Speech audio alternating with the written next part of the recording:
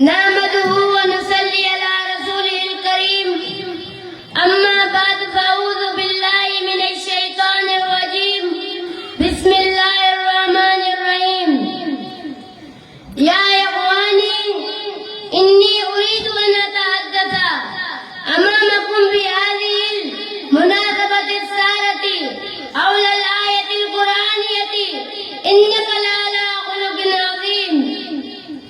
أيها المسلم، حينما نطالع السيرة النبوية ونتعمق في عمقها وكنهها فنجد أن هذه السيرة سيرة كاملة، سيرة شاملة، سيرة مطهرة تهوى إليها القلوب وتشتاق إليها النفوس. إنها تتنزه عن العيوب والنقائص، تتنزه عن الرذائل والخصائص، تطهر عن كل شائبة من شوائب الدناءة والخساسة. خلقت مبرأ من كل عيب كأنك قد خلقت كما تشاء. يا إخواني، هذا معلوم لديكم أن نبينا الأمي الكريم فتأمل المصائب العظيمة والفتن الهالكة حتى تم له النصر الإلهية فصار له الفتح الأبلج. إنا فتحنا لك فتحا مبينا فتغزله الجزيرة العربية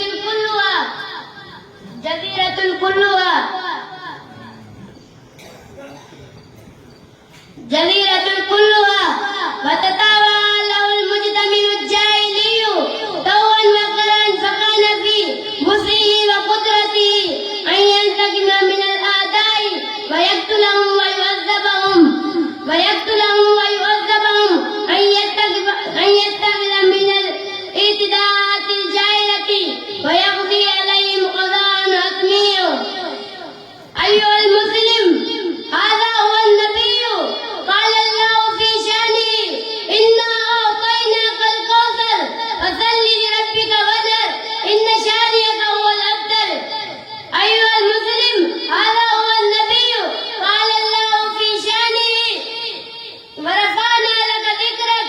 يا أيها المسلم، هذا هو النبي قال الله في شأنه والضحى والليل إذا سجى ما ودعك ربك وما قلى.